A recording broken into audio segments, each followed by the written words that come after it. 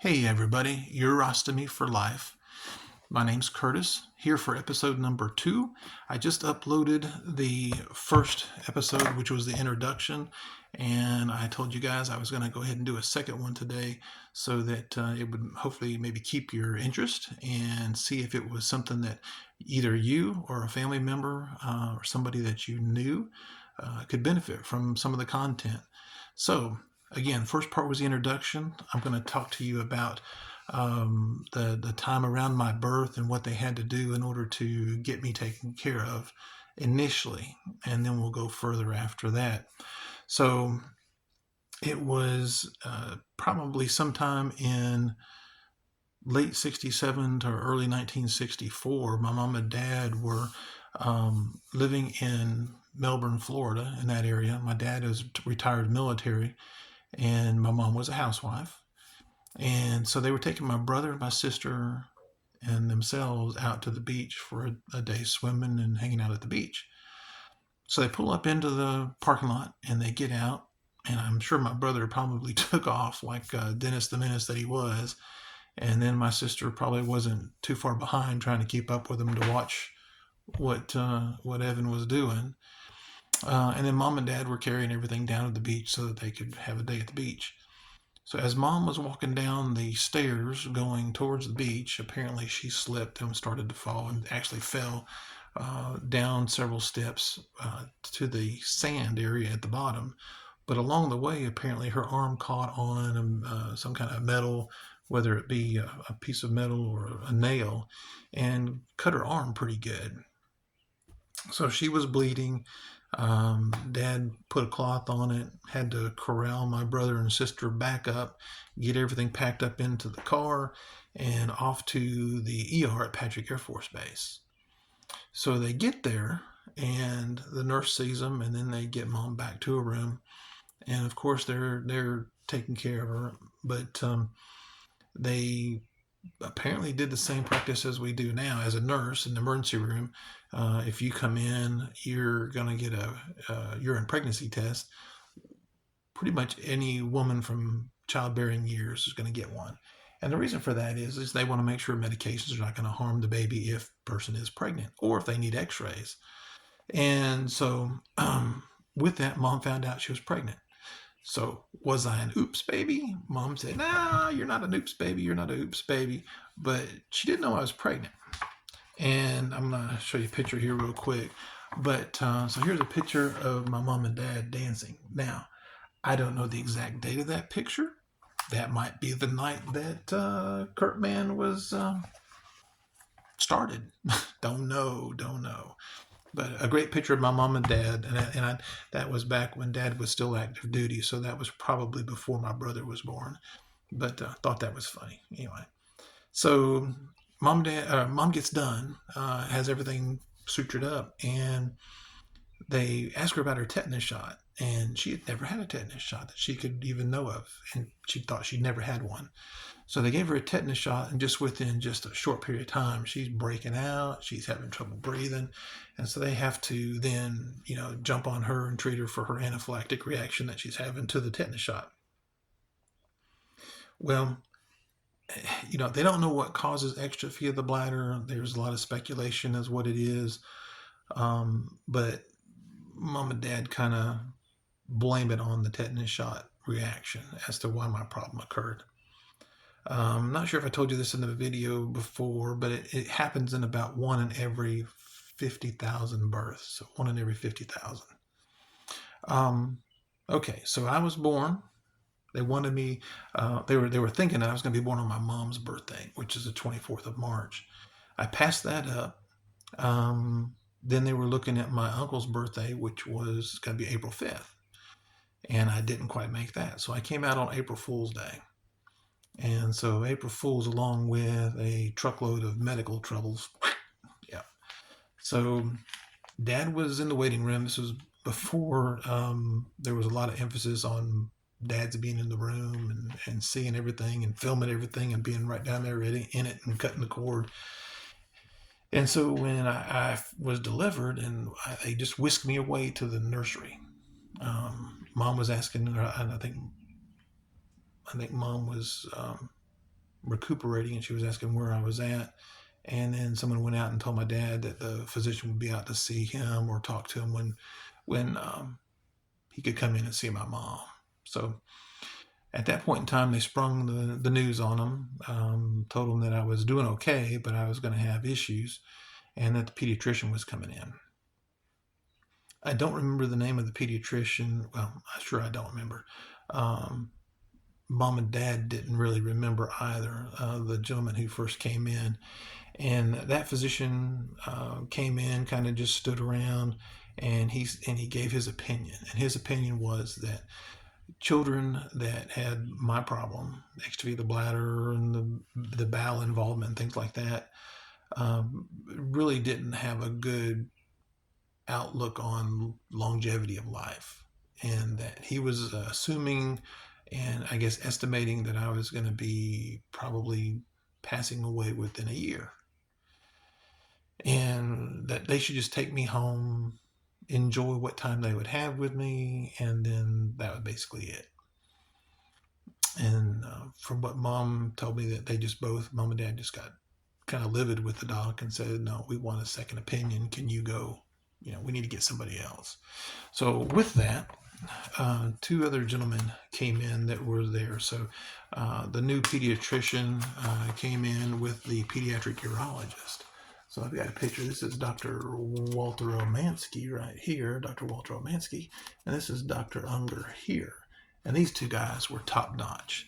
So in the middle of the night, they come popping in, and they put their heads together, and they realize that they can't take care of my needs at the time. When the hospital was fairly small for the area, and they just didn't have what was needed to take care of me. So they were trying to get other civilian places to take me, but there was issues with my dad being prior military and having the military insurance in order for me to be taken care of. So they found a surgeon in San Antonio, Texas at Lackland Air Force Base. This gentleman was a Korean war veteran surgeon that was on the in the trenches, so to speak, or very close. So he was right in the fighting area, and was a colonel. So kind of reminds me of Sherman T. Potter. Was he of that era? And so he felt comfortable with all the surgery that he had to learn to do on the fly, that he could take care of my issues with not much problem. Now, the plan is that they were going to, since it was, here it is, I'm probably less than a week old, and I'm flown from Patrick Air Force Base out to Lackland Air Force Base, and I'm with my dad, because my mom's still recuperating. But they come up with a plan that they need to do a couple of surgeries one at a time over a period of a few weeks in order to close my abdomen and my pelvic area up. They would leave my bladder, or the remnants of my bladder, down in there, and they would undo the bowel piece that was tacked to my bladder. And they would put that all back in, leaving that little hole I told you about, which was the fistula, for the urine to drain out. At that point in time, they would send me home, and they would want me to grow until I was about 3 years old. And sometime around that 3-year-old mark, they would bring me back, and they would do the urostomy surgery at that time. Now, the benefits of that would be that I would grow quite a bit, and that my bowel would grow big enough to where when they used a piece of bowel to make the urinary conduit, or the stoma, the piece where you see on the outside, if you've ever seen an ostomy, it's kind of a red, they call it a rosebud, or they used to call it a rosebud, but it's a stoma. And that is basically a piece of somebody's intestine, colon, ileum.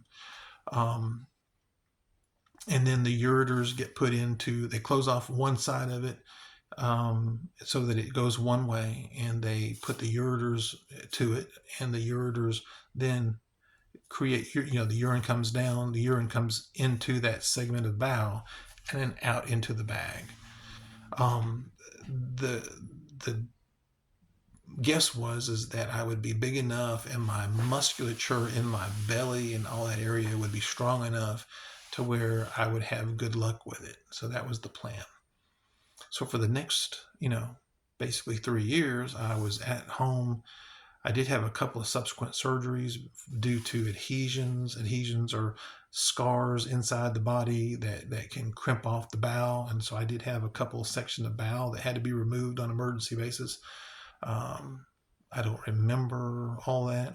Too young, thank God I don't remember all of that. But anyways, that was the plan. And that I was on antibiotics for pretty much 3 years. Mom and Dad kept me very clean. It kept me from having any kind of skin issues, those kind of things. They're very diligent, and so I was, blessed to have parents. And I also had brother and sister who would take care of me as well. So with them, and they knew to be careful with me and things of that nature, but they took good care of me. So age 3 comes along, and I go back out, and we fly out on an air evac back out there, and I have that surgery. The surgery was about 12 hours long, and when they had extubated me, I closed off. My airway closed off. So if you notice, I've got a couple scars on my neck, but this one here is from having a trach placed in. So they extubated me. My airway closed off. They had to do an emergency tracheotomy at 3 years old, and with that, I had the trach for several months, allowing me to get over all of the reaction issues before they felt comfortable pulling that out. If you notice the other scar is about a month and a half old because I had a 2-level anterior cervical disc fusion because my neck was compressing and having issues. So surgery continues even at age 60. But anyways, so that gets to where I had the surgery and had trouble there, and I'll go into that on number 3. Going back just a little bit, one of the really neat stories is that from the time I went out there as a week-old baby to the time that I came back for my surgery at 3, there was a night shift nurse, and her name actually was Mrs. Newman, an African American lady who worked night shift. And Mom and Dad said that she would take care of me every night she was there, and that she would take me and hold her in her arms, and she would bathe me over the sink, and just treat me. I mean, she called me her little white grandbaby, and that wasn't racist. That was what she called me, and I'm okay with that because they said that not only that she would take me and sit in a rocker that was near my crib, and she would rock me from every time I was there. Every time I was there. So I don't remember that, of course, from my memory, but I have such good memories of Mom and Dad talking about her. So what a wonderful woman. But anyways, that's the first story that I'll tell. I hope that's kind of neat. If you like it, subscribe and click on the like button. If you have any questions, again, ask the questions. I'd be glad to answer. Anything you want to see upcoming, I just keep on going as life comes through and tell you some stories, and I'll try to keep them about 10 minutes or so in length. So have a good day, and we'll see you next time.